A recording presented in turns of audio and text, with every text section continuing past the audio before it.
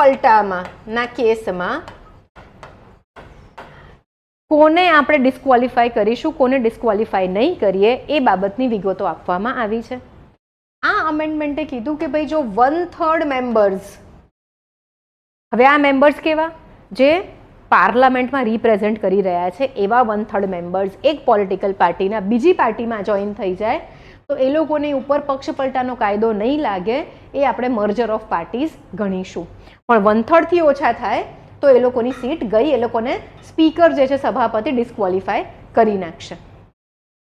બીજું કોઈ પણ વ્યક્તિ જે ઇન્ડિપેન્ડન્ટ કેન્ડિડેટ તરીકે ઇલેક્શન લડીને સીટ લીધી છે, અપક્ષ ઉમેદવાર, એ કોઈ પણ દિવસ કોઈ પણ પાર્ટીને જોઈન નહીં કરી શકે. ધ મોમેન્ટ હી સેઝ હું જોઈન કરું છું એને આપણે ડિસ્ક્વોલિફાય કરી દઈશું. After that the 10th schedule also has provisions કે નોમિનેટેડ મેમ્બર્સ જે પણ છે એ 6 મંથ્સની અંદર, વિધિન 6 મંથ્સ પાર્ટી જોઈન કરી શકે કોઈ પણ. જો 6 મંથ્સ પછી એ લોકો પાર્ટી જોઈન કરવાનું ડિક્લેર કરશે તો એને આપણે ડિસ્ક્વોલિફાય કરી દઈશું. ઓલ્સો ઇટ મેન્શન્ડ વ્હીપ, કે જે પાર્ટીના મેમ્બર્સ પાર્ટીના ડિરેક્ટિવ્સ કે વ્હીપ નહીં માને એને પણ ડિસ્ક્વોલિફિકેશન ફેસ કરવું પડશે. તો બેઝિકલી જે પક્ષપલટાનું પોલિટિક્સ ચાલતું હતું, ડિફેક્શનવાળું પોલિટિક્સ, એને અટકાવવા માટે આ એક્ટ લેવામાં આવ્યો. આફ્ટર દેટ એક બીજો અમેન્ડમેન્ટ આવ્યો, એમાં આને 1/3 ને 2/3 કરી નાખ્યું. 92 નંબરનો કોન્સ્ટિટ્યુશનલ અમેન્ડમેન્ટ, 92 નંબર, જેમાં એવું કહી દીધું કે ભાઈ 1/3 નહીં 2/3.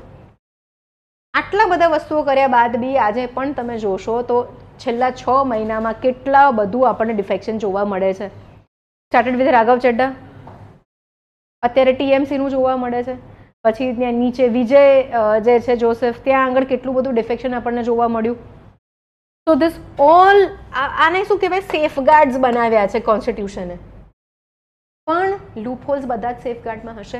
હવે અત્યારે ક્વેશ્ચન એ છે કે શું એક પાર્ટીના 2/3 મેમ્બર્સ, પાર્ટી મર્જર એટલે બે પાર્ટી ભેગી થાય, પણ એવી કોઈ પાર્ટી જેની કોઈ સીટ જ નથી પાર્લામેન્ટમાં, શું એ પાર્ટી સાથે મર્જ થઈ શકે?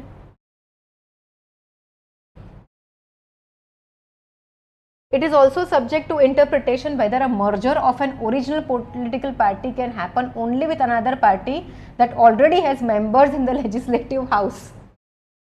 તો આ બધું કેવું થશે, અર્થઘટનની ઉપર આધારિત થશે કે ભાઈ કોર્ટ કે સભાપતિ, સ્પીકર કયા પ્રકારનું ઇન્ટરપ્રિટેશન કરે છે આનું. જ્યારે 10th શેડ્યુલ બન્યો ત્યારે એવું હતું કે સ્પીકરનો જે નિર્ણય છે પક્ષપલટાને લઈને, એ નિર્ણય એકદમ ફિક્સ રહેશે, એમાં કોઈ પણ પ્રકારનો કોર્ટમાં ચેલેન્જ નહીં કરી શકો. પણ કિહોટો હોલોહાન કેસ બાદ સ્પીકરનો જે નિર્ણય છે એ કોર્ટમાં ચેલેન્જ થઈ શકે છે.